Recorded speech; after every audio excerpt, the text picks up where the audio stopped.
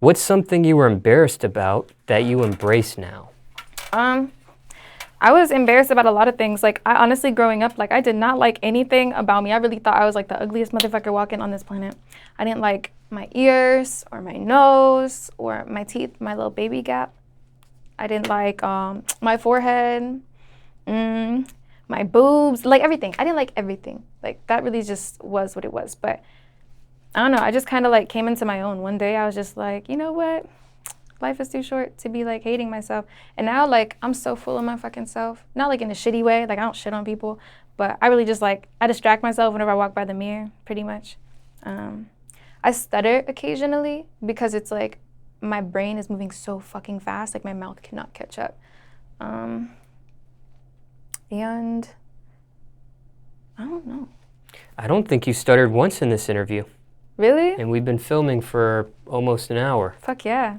Go me. When it came to this point where you do embrace it, what age or what grade was that? Honestly, or was it just a gradual progression of time?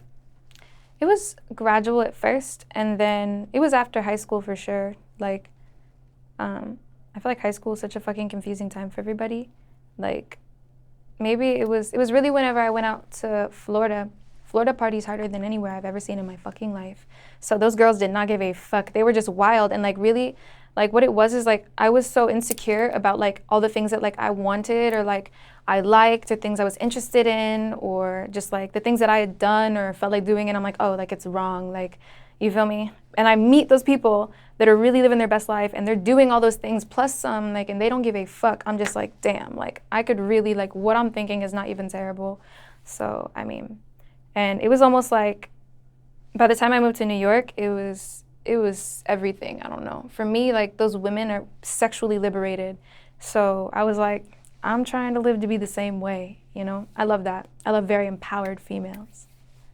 When it comes to the slight gap in between your front teeth, is that something you intend to keep or fix? I'm gonna keep it forever. Whenever I was younger, I was like, I'm gonna get my gap closed, but my mom has the same gap and it reminds me of her. This is actually her baby tooth right here. I keep it in a necklace. I got it made with gold, like for me, and then they put it right in the middle. And I'm gonna start collecting everyone's bones. Whose idea was it to take that tooth and make it into a necklace? Well, I used to send my mom or show my mom like photos of jewelry. She's like my best friend, so I'm gonna mention her like 97 times in this interview. Like I loved like rings made out of like molars, and they would dip it in gold and shit because I don't really like I don't really fuck with diamonds. I'm not gonna lie. Like, and I know I'm wearing this diamond chain and diamond earrings, like, but like that was a gift. You feel me? Like, and I'm not gonna ever like shit on a gift. It was very nice. But personally, like I like weird shit. Like just give me like a lock of your hair, or, like a tooth or something. I don't know. So it was hers. Like I guess she had it from like whenever it got pulled out or something, and for my birthday or for Christmas, she went and had my jeweler, Rob the jeweler. He made a little custom pendant and shit. This isn't the original chain. I kind of like broke the chain. I haven't went to get it fixed, but soon I will. And we've seen different celebrities act differently. There's some celebrities that fix their gap and there's some that don't.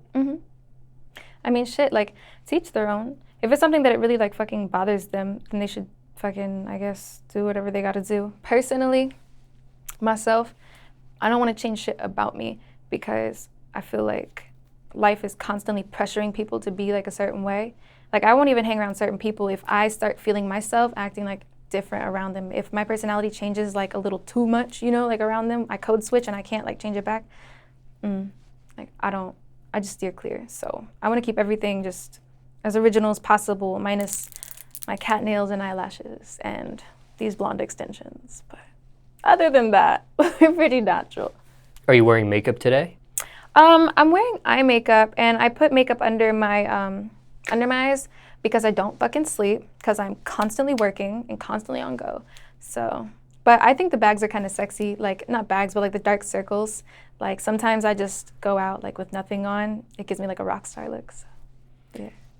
Has the sleep situation been a health issue for you or an issue with your music career? Yeah, it's not good. It's not healthy. Like, I don't know. I just go through certain phases. Like sometimes like I don't eat. Like I just don't eat at all. Like just not fucking hungry. And sometimes I just can't sleep. And really, like, my brain is constantly on go, and I'm always thinking about, like, my situation and my family situation and people around me and, like our relationships, like, as people. And maybe sometimes it's just bullshit. I'm just thinking about bullshit. But, like, it keeps me up at night. Like, I can't sleep. But I also feel like that makes me a creative. Grind your teeth at night? I don't grind my teeth.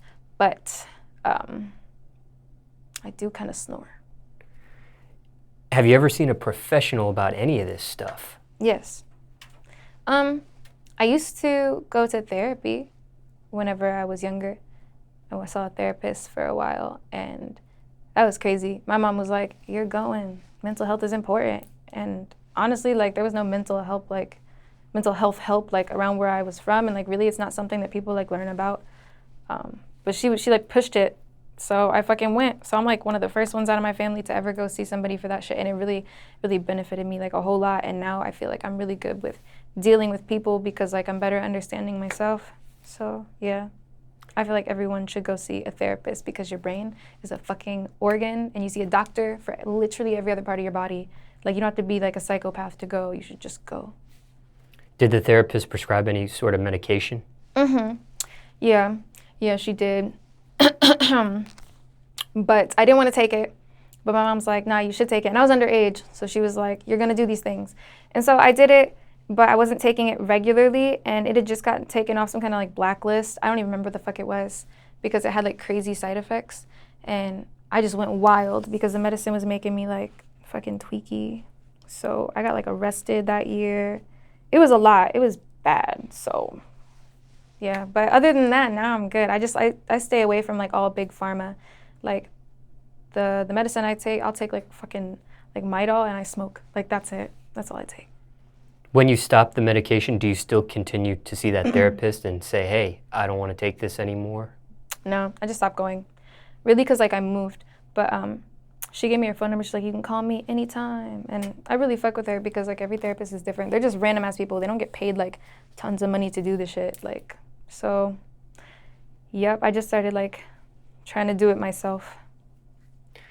You do self-prescribe yourself marijuana, it sounds like. Yeah.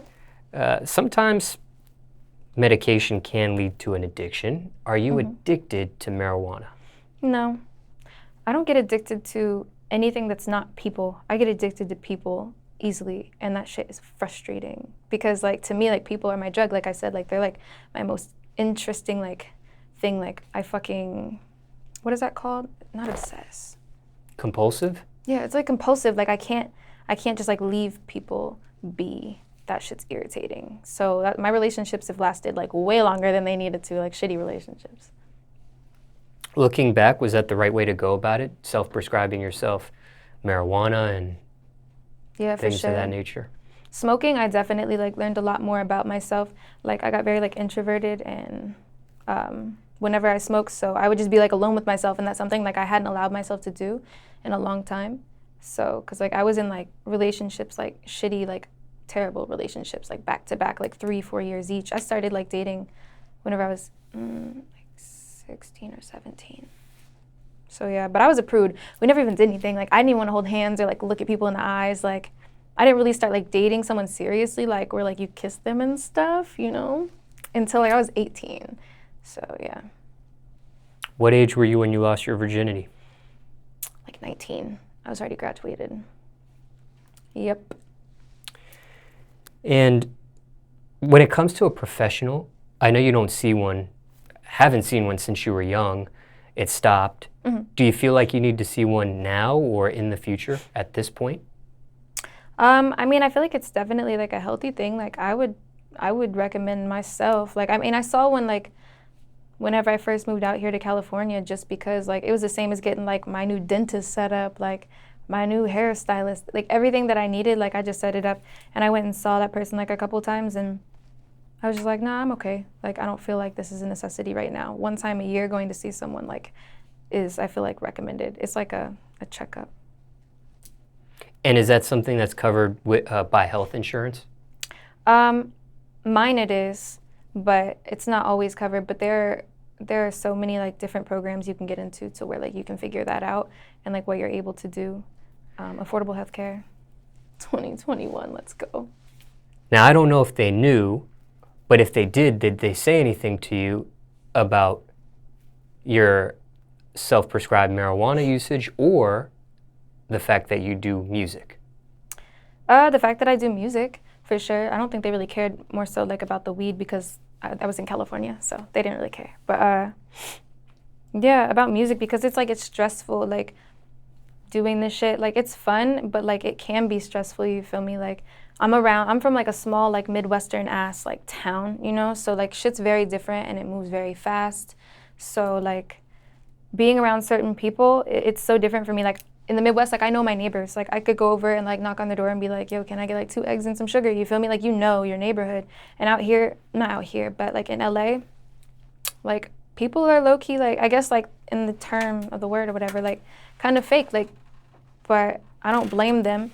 Like you wear your mask, you know, you're an artist, and I do my best to like really the people that like I allowed to be in my life, which is very, very slim few, like to try to peel all of that shit back. Like if they're allowing, like I don't want to force it, but because like I really want to know like genuinely like people, like especially as an artist, like it's so cool. I thought it was gonna be like High School Musical where like I'm around other artists and we're all in this together and shit, but it just wasn't like that. So she was like, just make sure like you take care of yourself and keep people like out of your space. It just seems to be healthy.